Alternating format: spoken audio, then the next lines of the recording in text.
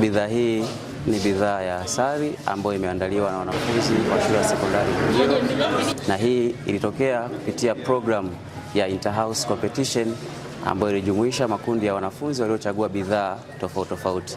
Moja ilikuwa ni bidhaa ya asali ya ufugaji wa nyuki, lakini pili ilikuwa ni bidhaa ya unga wa lishe, na kulikuwa kuna bidhaa ya utengenezaji wa sabuni pamoja na bidhaa ya kilimo cha bustani kichuguu na bustani viroba.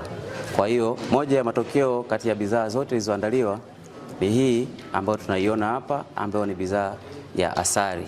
Jina la bidhaa yetu hii ni Husnaton House, ambapo inapatikana katika package mbili.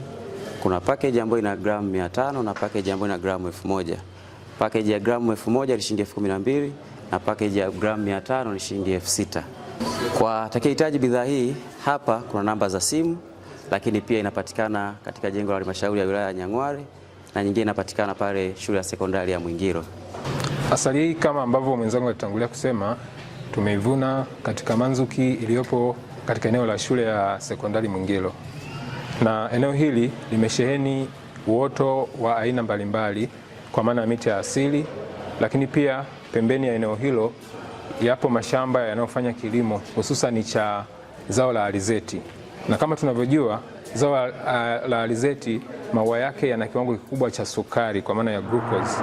Kwa hiyo ubora wa bidhaa hii ni wa kuaminika kwa sababu tumeivuna sisi wenyewe, tumeichakata sisi wenyewe, na haijaongezewa kitu kingine chochote cha ziada zaidi ya vile ambavyo nyuki wamechakata kwa maana kuikusanya kutoka kwenye maua mbalimbali, kuiweka kwenye mizinga na kuifanya iive au ikomae, na sisi baada ya hapo kuwa imeiva tumeivuna na tumeiweka kwenye chupa kama inavyoonekana. Awali ya yote nianze kwa kuwapongeza sana wanafunzi wa shule ya sekondari Mwingilo kwa namna walivyopokea mradi wetu wa ufugaji wa nyuki, na leo hii tunaona matunda yake, na niendelee kuwashukuru na kuwapongeza sana wataalamu ambao walianzisha wazo la kufanya shughuli za elimu ya kujitegemea mashuleni, na wenzetu hawa, mmoja ya wanafunzi ambao wapo Mwingilo sekondari walipokea wazo la ufugaji wa nyuki na wakaamua kufuga nyuki kibiashara.